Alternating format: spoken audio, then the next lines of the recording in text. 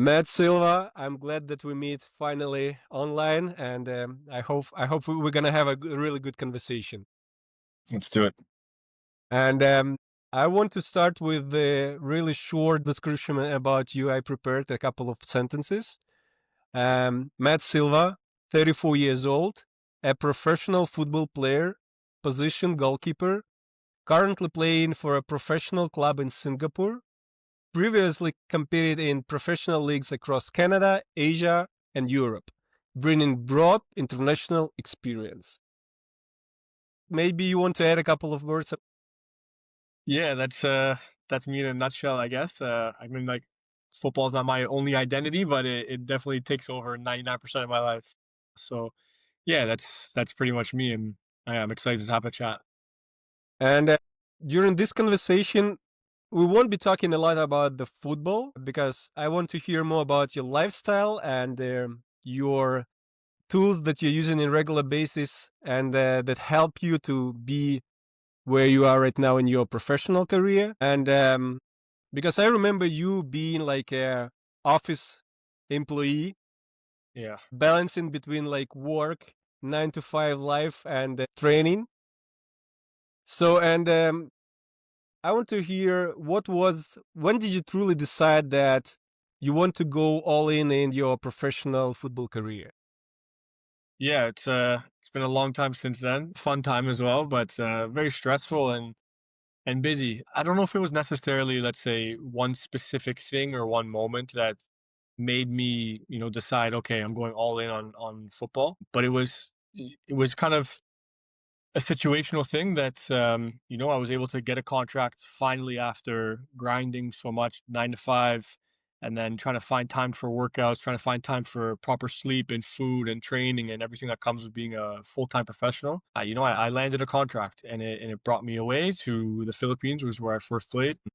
And yeah, there I started to hone in on my craft and start to, trial and error, the sleep, trial and error, the workouts, the food, the going out, the training 100%, all everything that entails being a professional and learning how it is a job, like it's a full-time job, it's a 24-hour job. You're at training for 2-3 hours, but it's a full-time commitment. So yeah, I think that when I was able to finally make that move to a professional contract and realize that it needed my 100% attention, I think that was maybe the trigger that made me realize, okay, hey, if I want to do this and want to excel to as high as I can, that it needs to be a 24-hour job, not a have a 9 to 5 and then squeeze in the other things. It's kind of the other way around. So Was it scary for you, like, to make the decision?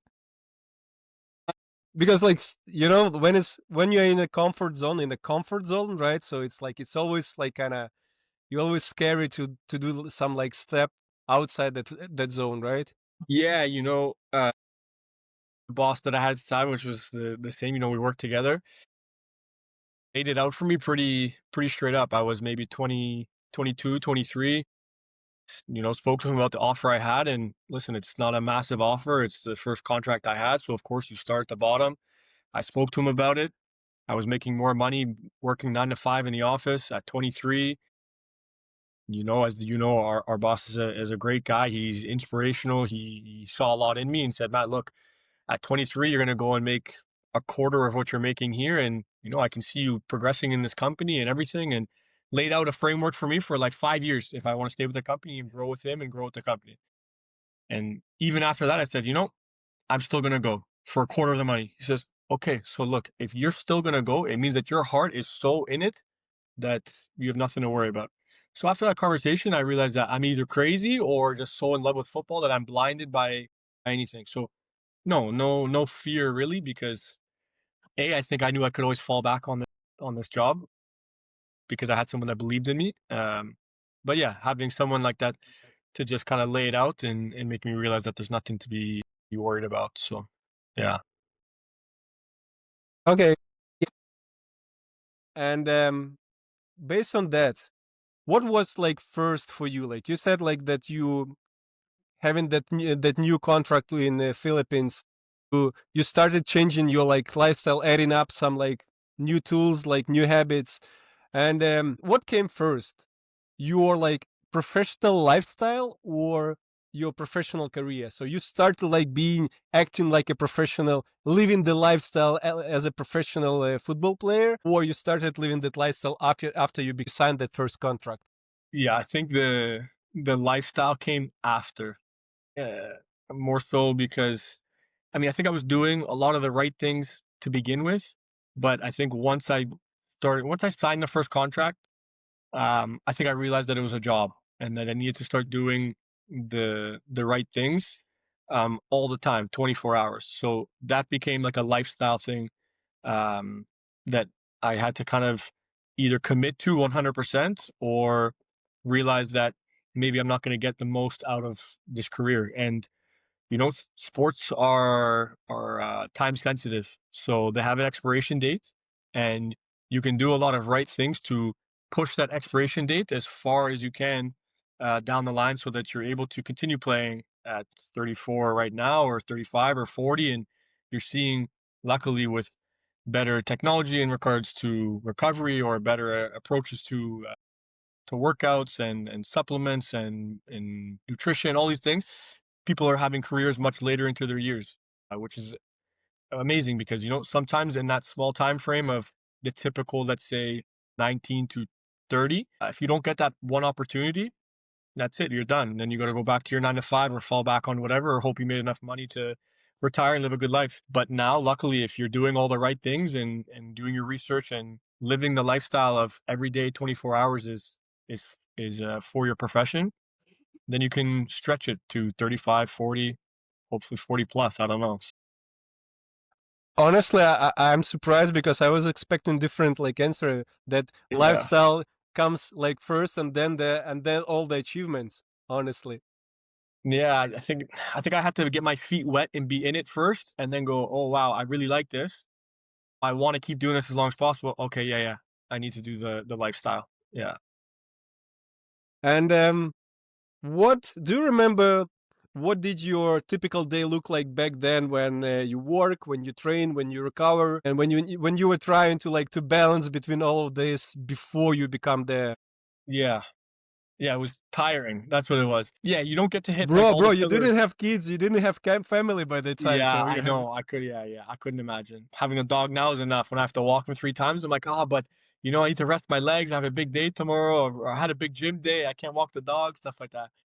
Yeah, trust me, I know that I couldn't imagine. I have some teammates that have kids and second jobs, even just because they like to be busy, and yeah, it's crazy. But still, what about you? What about your balancing tips?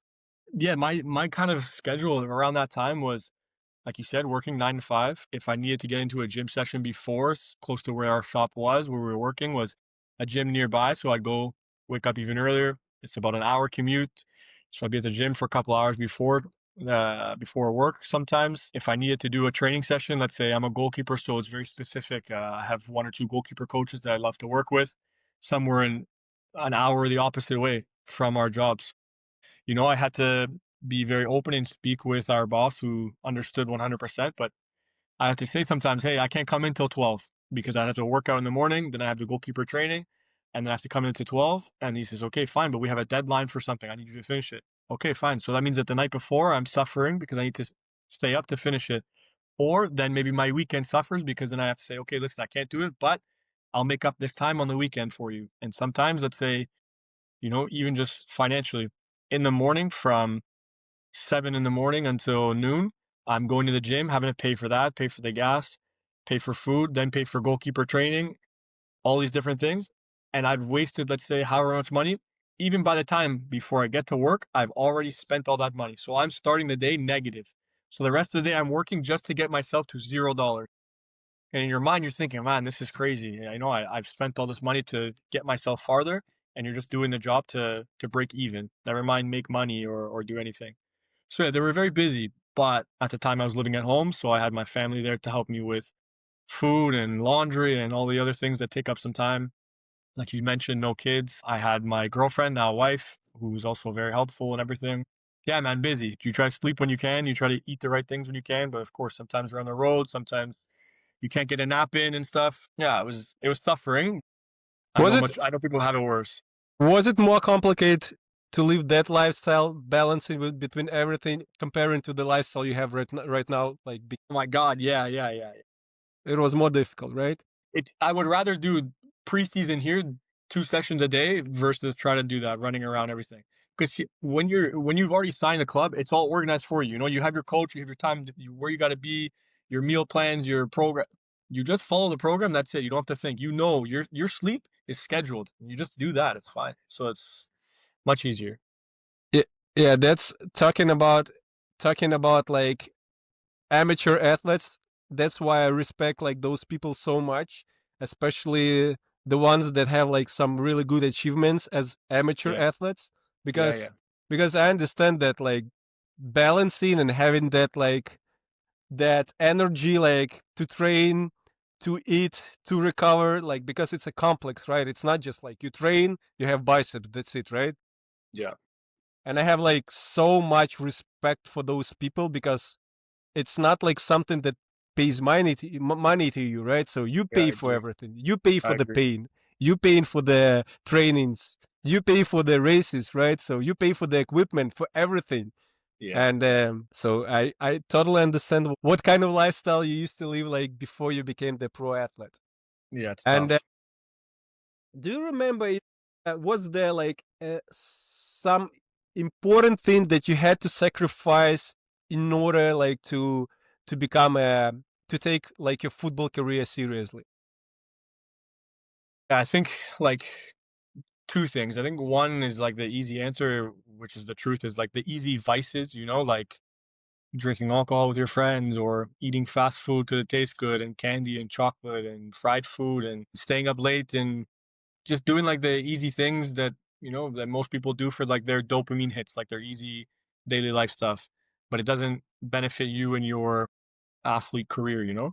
So those things like playing video games, staying on your phone, like just doom scrolling, just like wasting time basically. Those things were hardest to give up. But I think the harder thing is like, you know, when you're not breaking off friends that don't understand that, but changing your lifestyle and being in a setting where you're committing 100% to yourself and realizing that that means maybe not being with the same people that you're with before because they're not dragging you down, but like they just don't know any different. So you want to go hang out with some friends because you haven't seen in a long time and you always hang out with them and like, oh yeah, we'll meet up at 11 o'clock at night.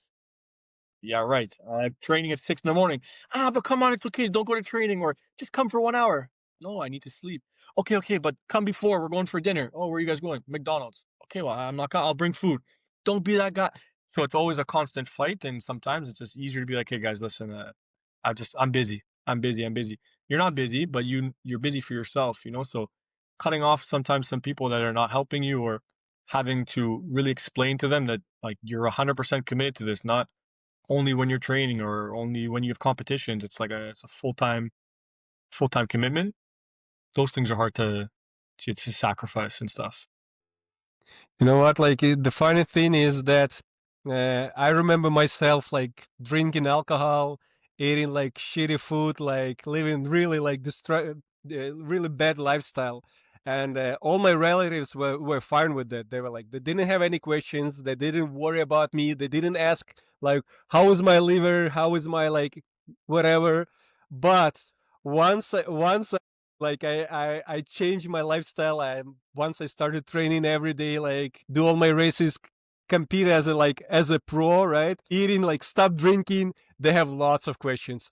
Oh my gosh, like how about your knees? Oh my gosh, like you don't drink, what happened? They have so many questions, and guys, like you didn't worry about that like at all when I was like really in a bad lifestyle where exactly logically you had to worry about me, right? And yeah, that's but I don't think that it's sacrificing, honestly, like in your case. I think it's just growing, right? So that's it. Yeah, but I think the sacrifice to me is I think that some people don't know how to get past that, you know, and maybe get like not dragged down by it, but it weighs really heavy on them. Oh, why don't people understand that I'm trying to better myself? And maybe okay, maybe I'll just go for 30 minutes or a little bit. You know, sometimes you have to really commit to like yourself because at the end of the day, when you're running the race, in your case, or you're doing the competition, and let's say you lose or something, you got to know deep down, it's because I didn't commit 100%. I didn't deserve to go get that chicken sandwich or to stay up late or to do these things. And they're small things, but small, and then they It's compound, compound compound, effect. compound. And then at the end of the day, if you can look at yourself and go, honestly, I didn't commit 100%. I wasn't ready for this opportunity. True, Yeah, and true. then that's on you. So I'm not saying it's never like never allowed. I think that things like cheat days or like okay, we're talking about drinking, like having a day for each drink or when it's off season, there's times to do everything, and I think they all have purpose. Even the days you do nothing have purpose. But I think as long as like that's your intent and you have intent to do these things and it's like scheduled or it's like part of the plan, then you can just as hard as you work out is just as much as you can have that off there, just as hard as you can go on your cheat day or whatever's in your plan. Just as long as it's all like mentally planned and like, like you feel good about the decisions that you're making for the greater purpose, which is continuing to be like a 24-hour professional as long as you can. Yeah, true. And so watching you growing, because I know you like for maybe like around 10 years, right? So Yeah, yeah. and every year when I was meeting you, I see you like kind of you're different, right? And and you, as per my opinion, like when you went to Singapore and when you signed that contract like last year, I think you finally achieved like your like kind of peak in your career. So you finally became, as per my opinion, you finally became the truly professional athlete living that professional like lifestyle. And you like, I'm assuming you like you achieved like that first step of your goal. Say if I am wrong. And based on that, why did you think you are 34 right now, as I mentioned? Why do you think you achieved that result like just like in being like 33, 34 years old, not like in your prime, like physical prime, like in 25, 26, 27? Why that happened? Yeah. I think you're like somewhat right that this opportunity here I was given and I did extremely well with it. Yeah, because I remember you had like really bad like periods in your career when you didn't have enough like practice, right? So you didn't play consistently. So I Yeah, yeah. remember those years. You told me that, and I'm watching you like on Instagram, on social media, and I was like, yeah, finally, this guy got what he deserved Yeah, in it felt like Philippines. that. Yeah, I think that for sure this like last 6 months that I've been here and doing well at the beginning of the year was by far I believe like the best period of like my professional career where I was able to really push, help the team, have good accolades, get recognized by the league, the fans, the club, everything. Yeah, it did feel like that. Why at 34? I think it's um I don't know. I think if this opportunity maybe let's say would have been given to me at let's say physical prime, we're saying like mid 20s, maybe I would have been able to do the same. But I think that kind of similar to like what we've been talking about, that having the change of being like, okay, I'm going to be a 24-hour professional athlete, lifestyle wise, habits wise, everything from when I signed that first contract in the Philippines allowed me to even like get to this point at 34 to still be good enough to hit my prime, if that makes sense. Like if I didn't commit to being like a good full-time athlete and doing all the right things, sleeping. Yeah, I think that the opportunity, yeah, came when I was a bit later in life, and sometimes like that's just the way football works. That the opportunity kind of doesn't present itself until later in your career. But I think that because I changed my lifestyle and changed, the way that I took my approach on being a professional, which is 24 hours all the time, all of the recovery, the workouts, the nutrition, the sleep, everything. In my let's say prime years of mid 20s, it was able to get me to the point to 34 that when the opportunity came, I was able to still do a good enough job.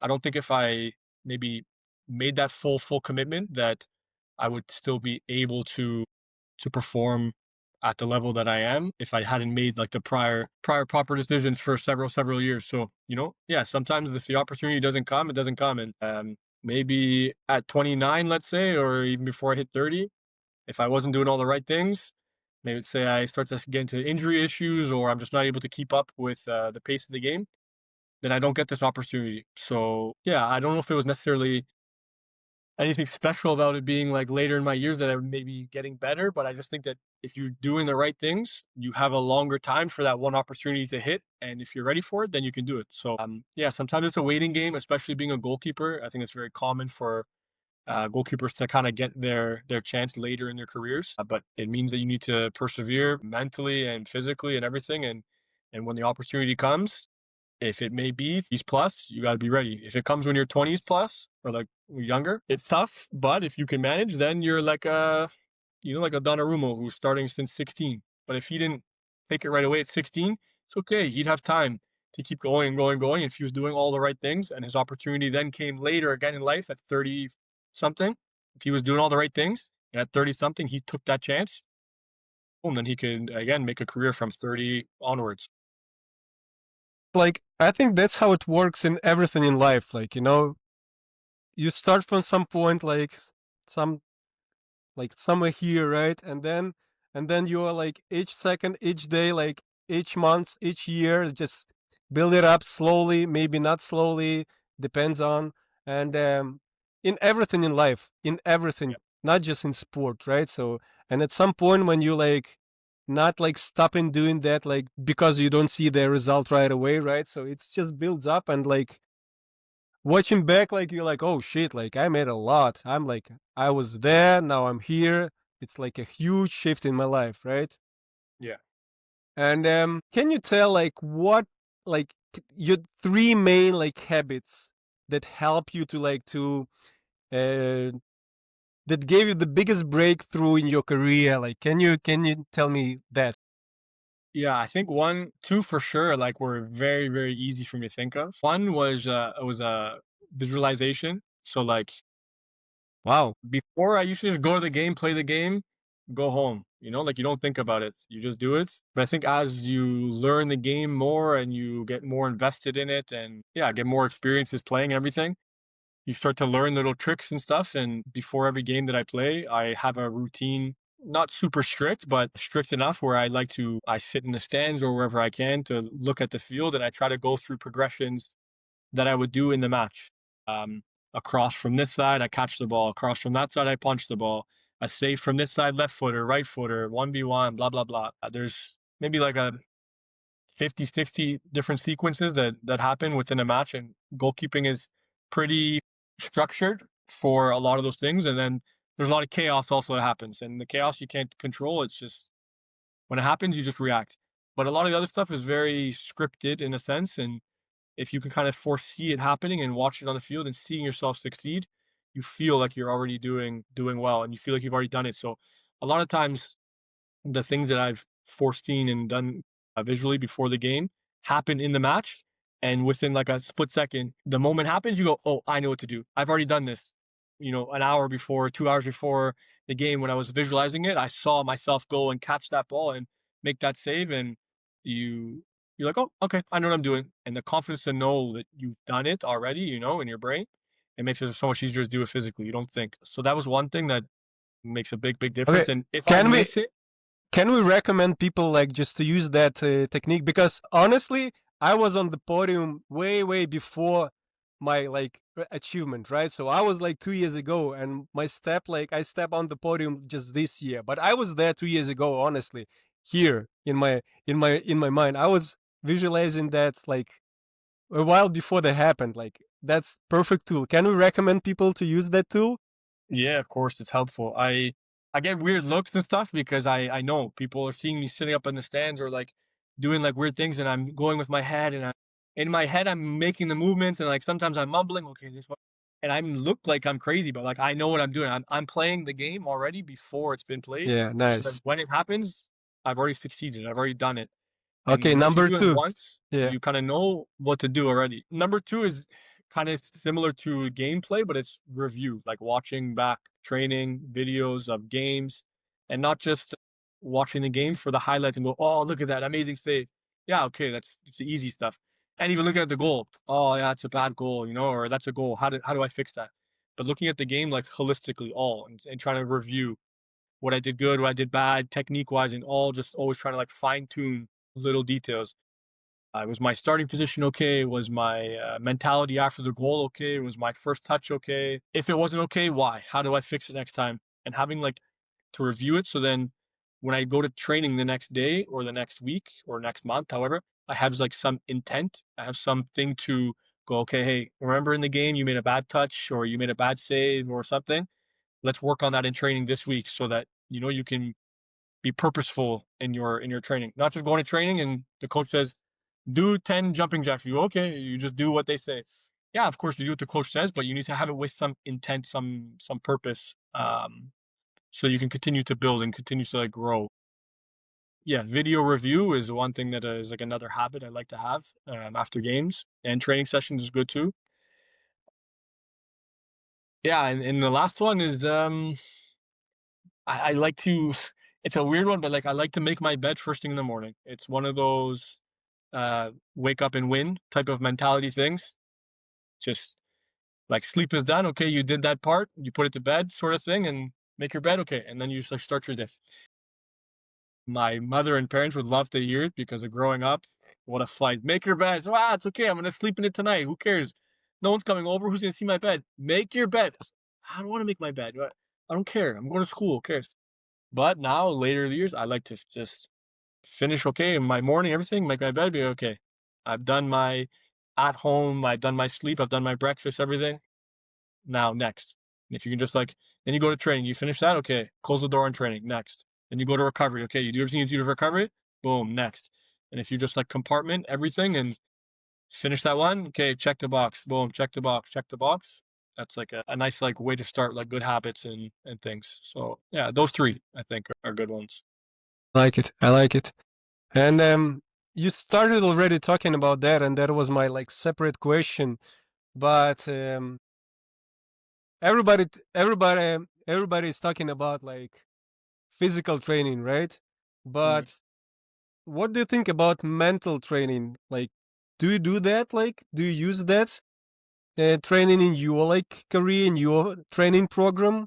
And how do you think how like important is that in order to achieve like really good results in sport and actually in life? Because I have an interesting story. I like to tell that story like to people.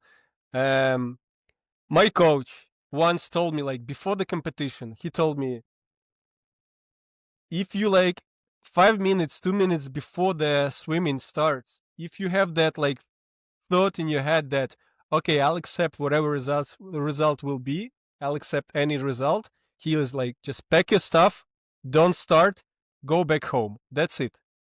That's what he told me, and I didn't understand that like 2 years ago or 3 years. It was a while ago, and he is a beast. He's winning everything. He was in top 100 triathletes in the world at some point.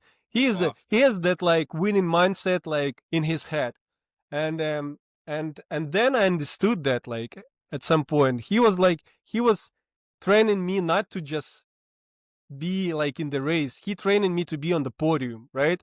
And this must like it, you must have that like winning mindset in order to like to go through the pain, in order to like to go through the like conversation between your like pussy type of you in your head, like which Yeah. happens every competition. Without that like mindset, you're done. Like you will never, no matter how good you physically is, you never win. So that's why I like to say to tell that story about my coach. And back to the question, what about the mental training?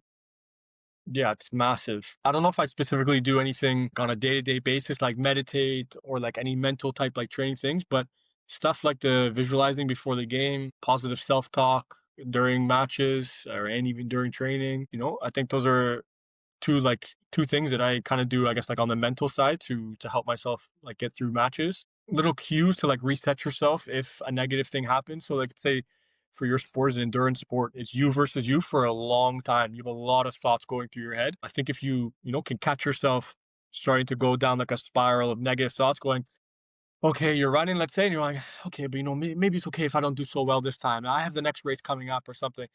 If you try, same for me for football. Say I make one mistake, it's okay. Like we weren't going to win this game anyways. If you start to have that mentality, or You start to think, it's okay. Like No, I'll it's just like not I okay. think it's not okay. Yeah, it's not okay.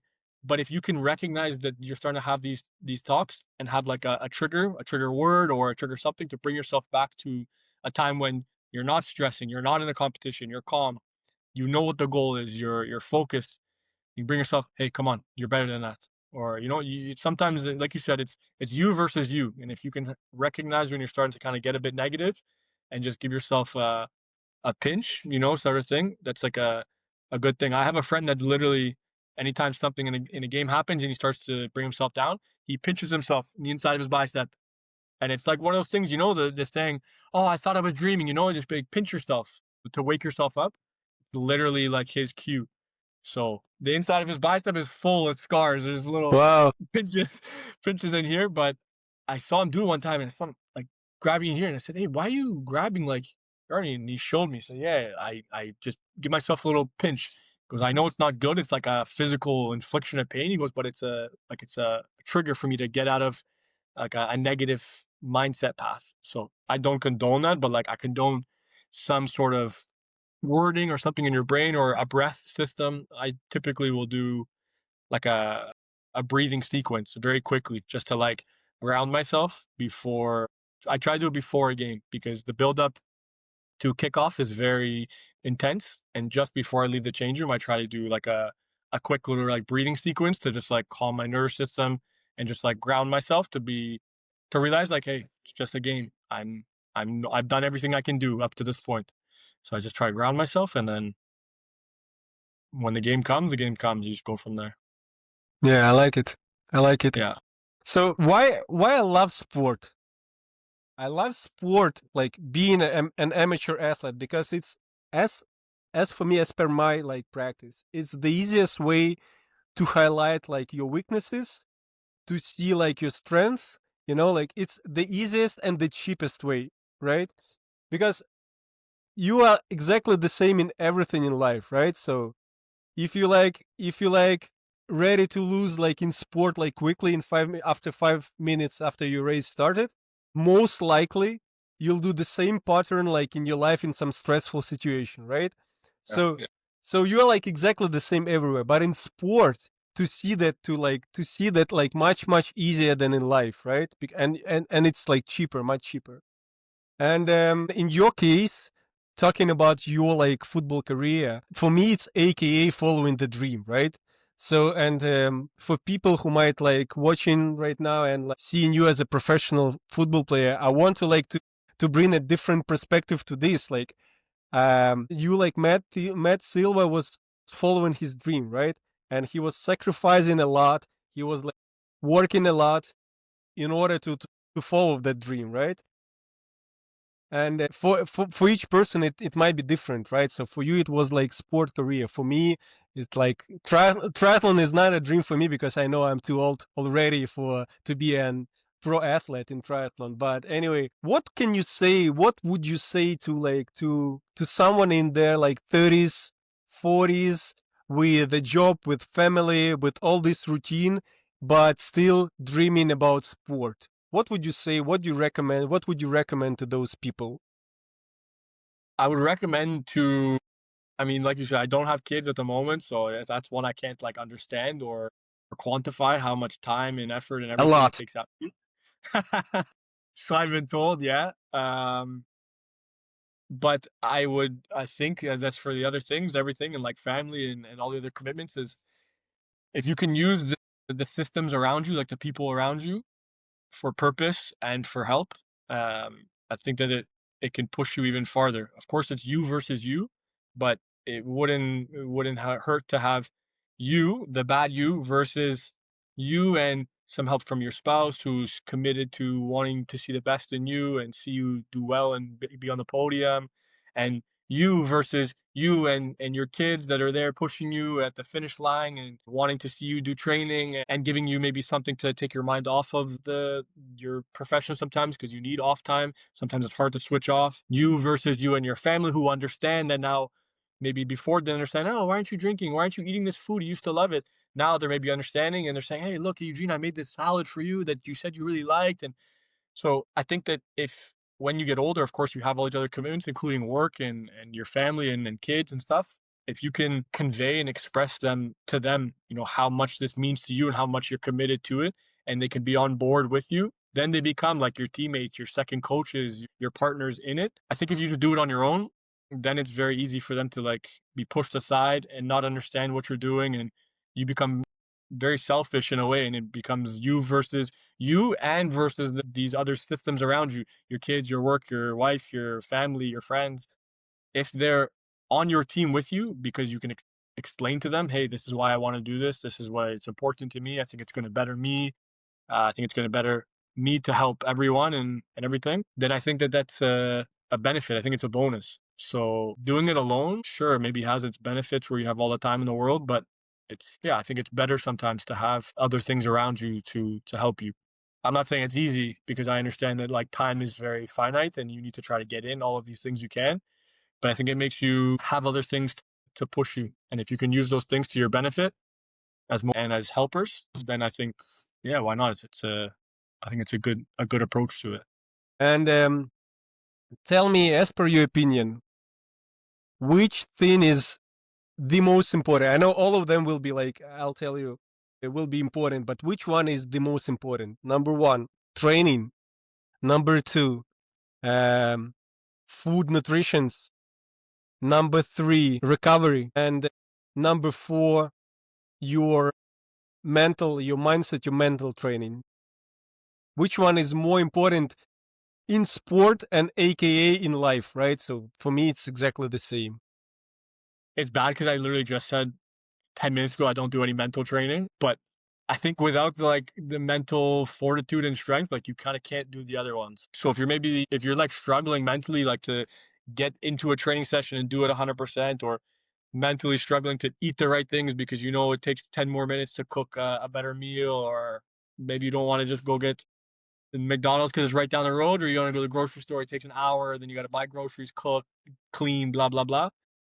Like that's all, like those are mental battles, like those are struggles. If you're not strong enough to do those, then start there, I would say. The second one, maybe I think is say like food and recovery, but like recovery. I think as you get older too, I wish I probably did more things like for after training. Yeah, for more like after training. I think like maybe like late 20s, I wanted to start just gym, and just training, football training. Go, go, go, go, go. And not to say that like I was creeping up with a lot of injuries, but at the same time, like I probably would have been able to push more in training if I did better recovery.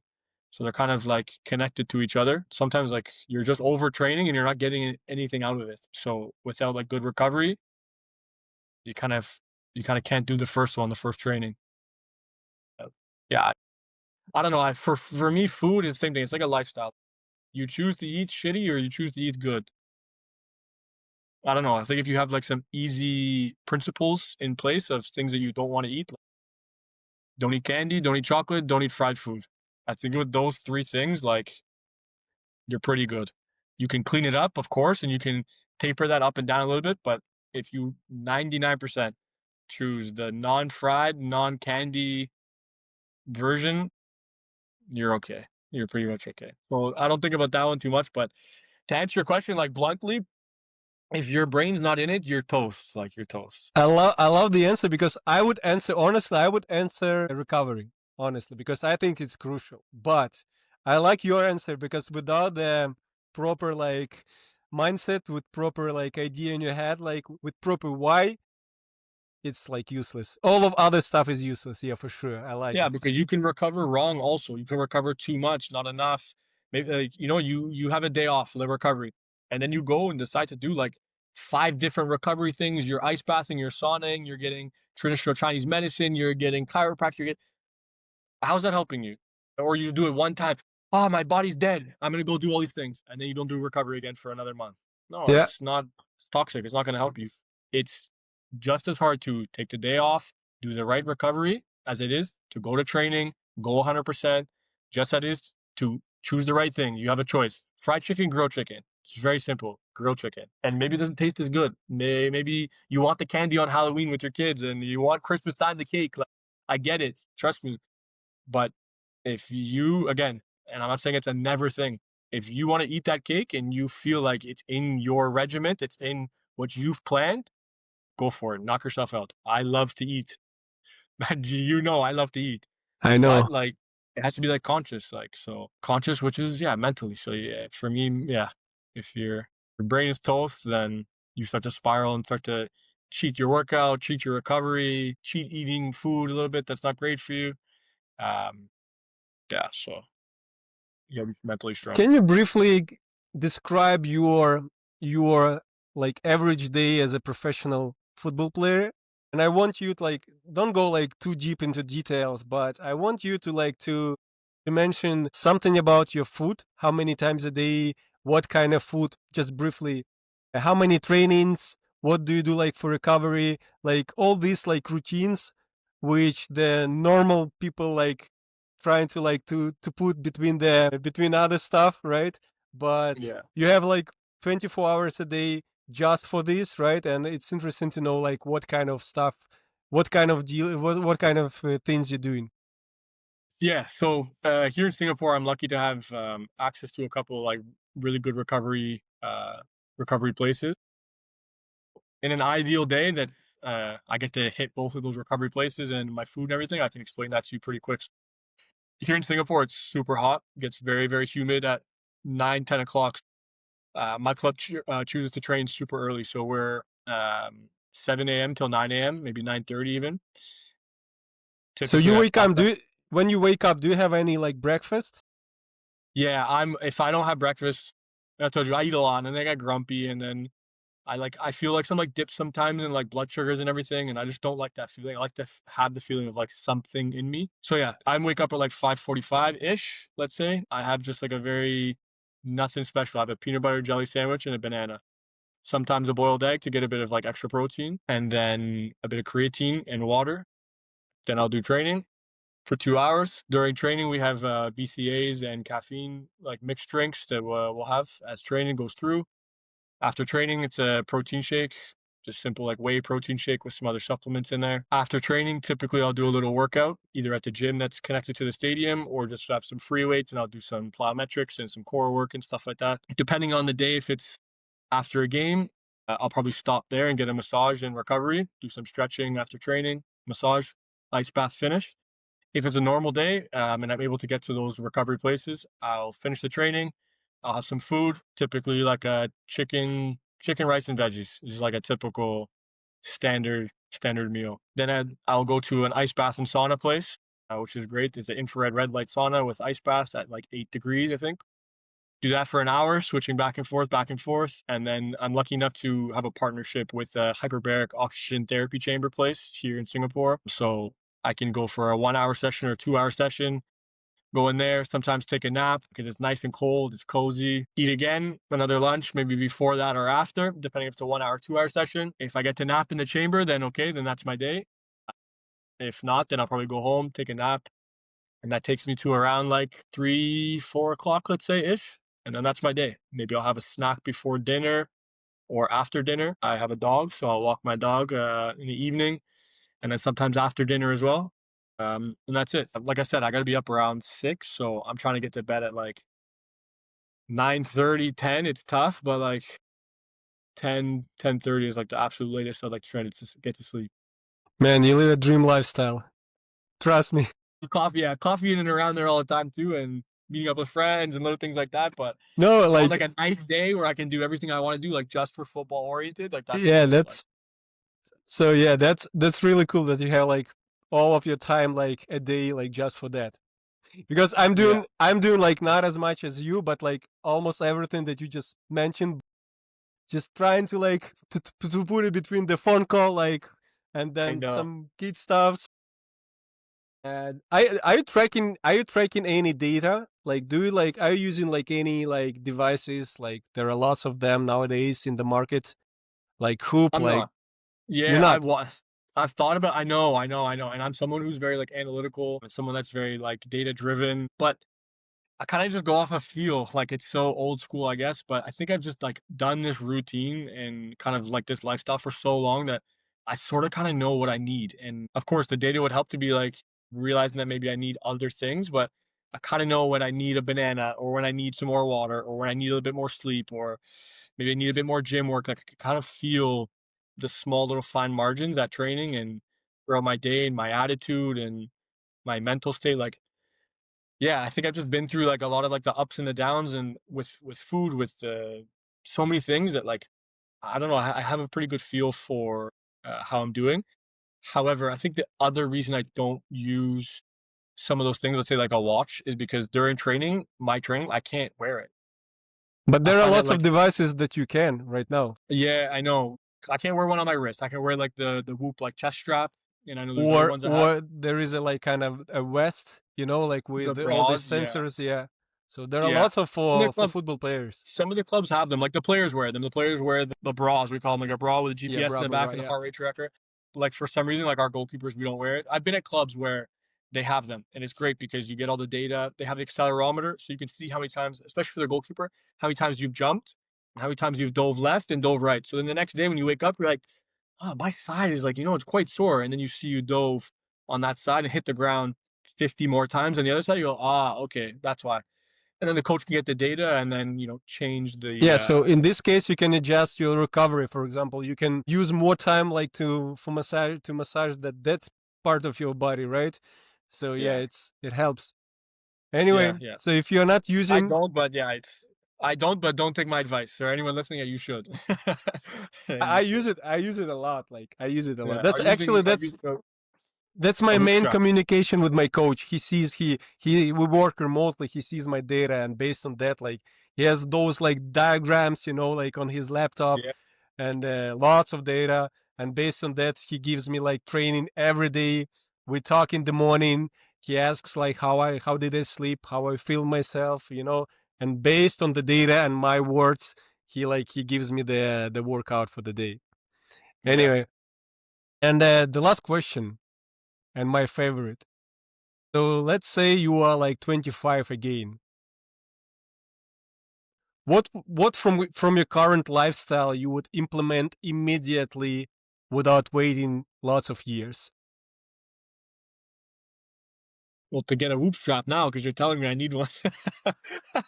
It's never late. No, I know, I know.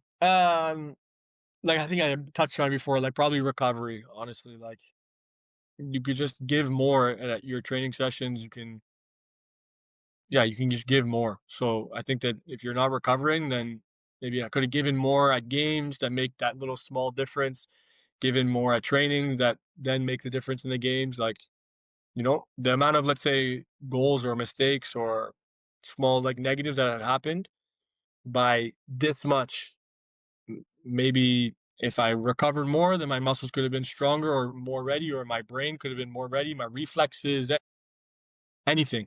I'm not saying it's a definite, but why not why not be sure? Like, why not check that box just in case? Probably recovery. I mean, I've always been pretty good, like eating wise. Like I said, I like to eat a lot, so I know I can't eat a lot of bad food. So I choose to eat a lot, but a lot of good food because I want to eat. But yeah, the recovery stuff I think can help you to just work to just train harder. It's a byproduct. The recovery is nice, and sometimes it's boring, and you feel like you're not doing anything. You feel like it's a day where you're like losing, training. You're like, you got to work, work, work, work. But yeah, you can't go forward unless you're starting at like at a good baseline. So yeah, if I was 25 again, sounds nice. Yeah, probably focus a bit more on recovery, better sleep, better ice baths and recovery, compression boots and saunas and all that stuff. Matt, I'm glad that we had that conversation. Yeah, man. Lots of interesting and useful things for myself. And I wish you good luck for this season, for the following season. And I'm looking forward to see like your achievements next year in 2026. Thanks. Yeah, likewise too. More podiums for